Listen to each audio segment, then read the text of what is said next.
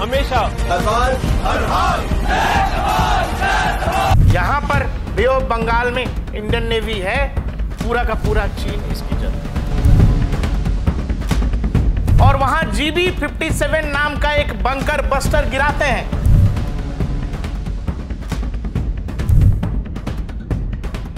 दो मिसाइलों के नाम से चीन और पाकिस्तान दोनों ही परेशान हैं, हैरान हैं।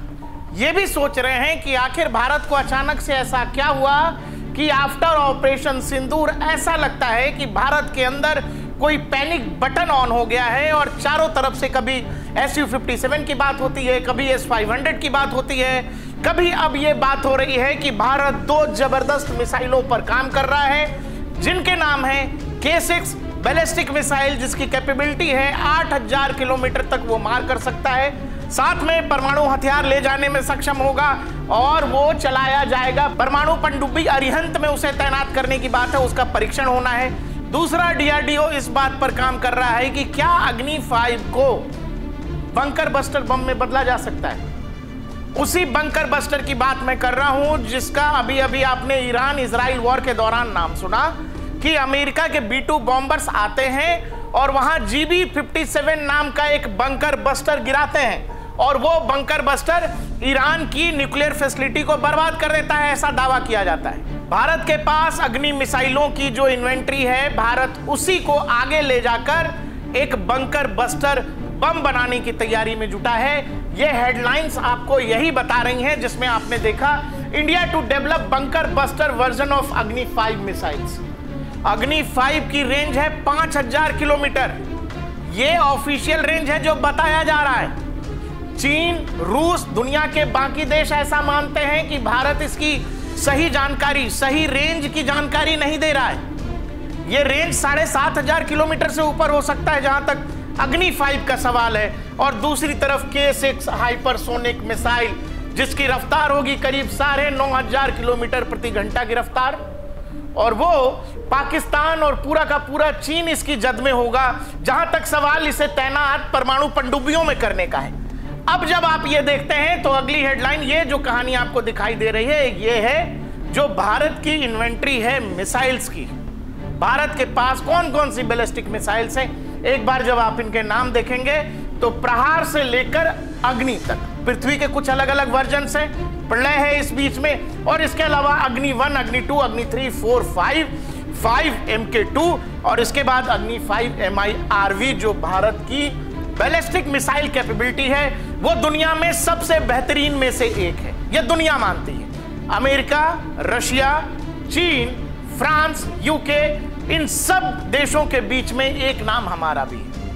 और इसमें अगर आप भारतीय मिसाइलों की तकनीक और उनकी कैपेबिलिटीज पर बात करेंगे तो लगभग पूरा का पूरा यूरोप, पूरा का पूरा रूस, इवन अमेरिका तक जद में है भारतीय मिसाइलों की।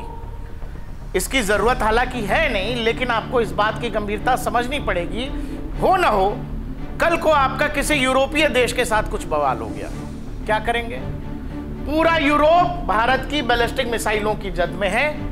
ऐसा केवल हमारे साथ नहीं है, चीन की मिसाइलों की जद में भी यूरोप है, ऐसे ही यूरोप की जद में भी एशिया है। इसको कहते हैं डिटेरेंस। इसको डिटेरेंस इसीलिए कहते हैं, सामने वाले के पास कोई तकनीक है, वो आप पर हमला कर सकता है, तो हमला करने की ताकत आपके अंदर भी होनी चाहिए। आप हमला करें ना करें ये और बात है, कभी होगा नहीं होगा ये और बात है, लेकिन वो कैपेबिलिटी तो होनी ही चाहिए। और जब आप अग्नि 5 की बात करेंगे तो अग्नि 5 की कैपेबिलिटी जैसा मैंने आपको बताया 5500 से लेकर 5800 किलोमीटर, 50,000 किलोग्राम इसका वेट है, और मैक 24 की स्पीड ये हुआ दोस्त 30,000 किलोमीटर प्रति घंटा की रफ्तार। 30,000 किलोमीटर प्रति घंटा की रफ्तार का मतलब यह है दुनिया का चाहे जितना उन्नत एयर डिफेंस हो, चाहे जितना बढ़िया एयर डिफेंस मिसाइल सिस्टम हो, वो इसे पकड़ सकने में असक्षम है, नहीं पकड़ सकता है। और ये आपको मैप में दिखाई दे रहा है बाकायदा कि पूरा रूस, चीन, इधर पूरा का पूरा मिडिल ईस्ट, और वो सब कुछ इस अग्नि की जद में है। और अब DRDO इसी अग्नि को आगे बढ़ाकर बंकर बस्टर बम बना रहा है और इस बात से पाकिस्तान चीन दोनों परेशान हैं। उनकी परेशानी तब और बढ़ जाती है जब आपको ये देखने में और समझने में आएगा, ये अभी अभी हाल में आपने देखा होगा, इस आफत का नाम है GBU 57 और इसको अमेरिका ने B2 बॉम्बर से गिराया था। इजराइल बार बार कह रहा था कि आइए B2 लेकर आइए, B2 लेकर आइए, ये आप ही कर सकते हैं। इजराइल बार बार अमेरिका से मिन्नतें कर रहा था, वो चाहे इस्फहान हो, नतांज हो या फोर्दो का जो न्यूक्लियर साइट था, इन सब पर अमेरिका ही अटैक कर सकता था। तो क्यों कर सकता था वो? इसीलिए ये जो GBU 57 जो बंकर बस्टर बम है, ये जिस गति से आता है उस गति पर ये काइनेटिक एनर्जी बनाता है और उस एनर्जी के साथ ये जमीन में 200 मीटर नीचे तक जाता है और वहां जाकर अपने टारगेट को हिट करता है। इसमें GPS नेविगेशन लगा होता है और नीचे, यानी आप अगर 200 मीटर जमीन के नीचे तक अपने संसाधन, अपने हथियार रखे हुए हैं और अगर इसे आपकी लोकेशन का पता है तो ये तबाह बर्बाद कर देगा। और इसीलिए आपको इसकी गंभीरता को समझना पड़ेगा कि GBU 57 की जरूरत कब पड़ी अमेरिका या इजराइल को? जब ईरान की न्यूक्लियर फैसिलिटी को खत्म करना था। हम भी अभी अभी ये खबर आई है कि अग्नि 5 को हम आगे के बंकर बस्टर बम की तरह अग्नि 5 के एक अलग वर्जन को डेवलप कर रहे हैं। इस बात से पाकिस्तान में हड़कंप है। वो पाकिस्तान जो बात बात पे ये बोलता रहता है कि हमारे पास बम है, हमारे पास बम है, हमारे पास 100 ग्राम, 50 ग्राम, 250 ग्राम। ऐसा लगता है कि बम की बात नहीं, कभी कभी सब्जी की बात कर रहे हैं, वो बताते हैं ऐसा। तो इसीलिए आपको ऐसा समझना पड़ेगा इस बात से पाकिस्तान इतना परेशान क्यों है। जहां तक बंकर बस्टर्स बम का सवाल है, GBU 28 जो 16 से 20 फीट तक जाती है वो इजराइल के पास है। BLU 109 ये 6 से 8 फीट के नीचे जो जमीन के नीचे का टारगेट है उसको ये बर्बाद कर सकते हैं। लेकिन GBU 57 जो केवल US के पास है वो 200 फीट जमीन के नीचे मीटर तक जाके सब कुछ बर्बाद। और इसीलिए आपकी स्क्रीन पर जब ये खबर दिखाई दे रही है जिसमें लिखा है कि 3 गुना 3x bigger payload than GBU 57, why India's bunker busters missile would do a better job than US B2 bombers। Eurasian times की खबर है कि भारत GBU 57 से 3 गुना ज्यादा ताकतवर बंकर बस्टर बम विकसित कर रहा है जो उससे बहुत ताकतवर है जो बाकायदा फोर्दो की न्यूक्लियर साइट्स पर गिराए गए। बंकर बस्टर बम बनाए जा रहे हैं। क्यों बनाए जा रहे हैं? किराना हिल्स वाली कहानी आपको पता है, न्यूक्लियर फैसिलिटी वाली कहानी आपको पता है।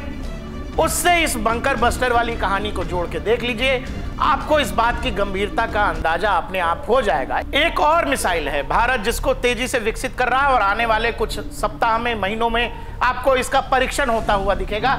वो है K6 हाइपरसोनिक मिसाइल जो ब्रह्मोस से भी ज्यादा खतरनाक और ब्रह्मोस से भी ज्यादा तेज। इसकी स्पीड करीब करीब 7.5 मैक की है, यानी करीब 9,500 किलोमीटर प्रति घंटा की रफ्तार से। रेंज है इसकी 8,000 किलोमीटर की, यानी कि अगर ये अरब सागर में चला गया यहां तो पूरा पाकिस्तान, मुल्तान हो, लाहौर हो, इस्लामाबाद हो, पेशावर हो, पूरा का पूरा पाकिस्तान इसकी जद में होगा।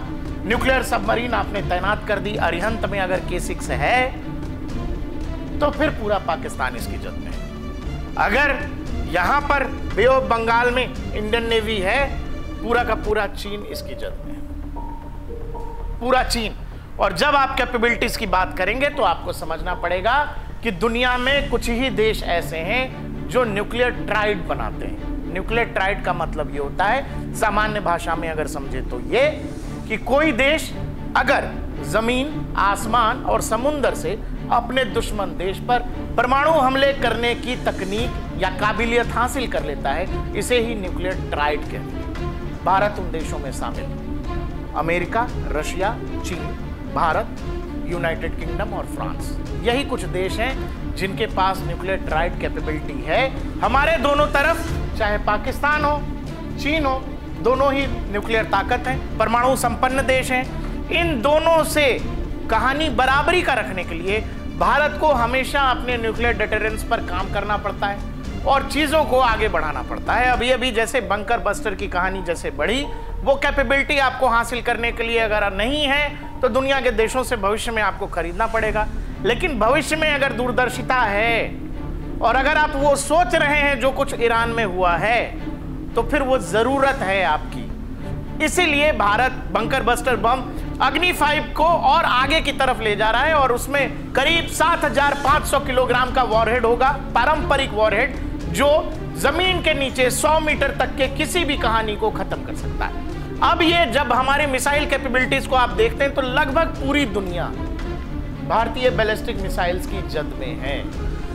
युद्ध किसी भी रास्ते का समाधान नहीं है, मिसाइल हथियार, इन पर बात मैं भी नहीं करना चाहता हूं। लेकिन अगर आपके पास दुश्मन है जो गांधी को मानता ही नहीं, जो बापू की बात करता ही नहीं, तो आप अकेले अहिंसा हिंसा करेंगे तो बर्बाद हो जाएंगे, तबाह हो जाएंगे।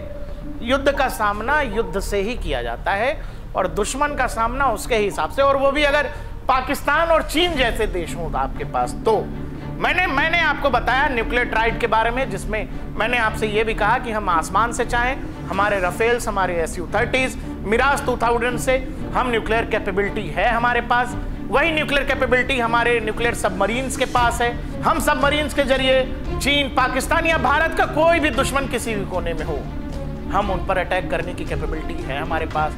और फिर जब आप थल सेना की तरफ आएंगे तो फिर अग्नि से लेकर पृथ्वी तक बैलिस्टिक मिसाइल्स के जितनी वर्जन्स हैं, लगभग उनमें से कई ऐसे हैं जो न्यूक्लियर कैपेबिलिटी वाले हैं। और अभी तक पाकिस्तान ने जो देखा है वो केवल ब्रह्मोस देखा है, मैक 3 की स्पीड देखी है और उसी से उसके हाथ पांव सुन्न पड़ गए। आप ये बताओ, अगर कोई मिसाइल पाकिस्तान की तरफ मैक 24 की स्पीड से जाता है, 30,000 किलोमीटर प्रति घंटा की रफ्तार, मैक 7.5 से जाएगा K6 कराची तक, लाहौर तक, इस्लामाबाद तक, होश पाखते हो जाएंगे पाकिस्तान के। कुछ सेकंड्स में पूरे पाकिस्तान की कहानी इधर से उधर हो जाएगी। और यही कारण है कि ऑपरेशन सिंदूर के बाद जिस तरह की डेवलपमेंट्स इंडियन आर्मी, भारत का रक्षा विभाग जो दिखा रहा है हथियारों को लेकर, वो चाहे इंडिजिनस हथियार हो या दुनिया के देशों से हथियार खरीद पर बातचीत हो, इन सब से पाकिस्तान बेहद परेशान हो रहा है।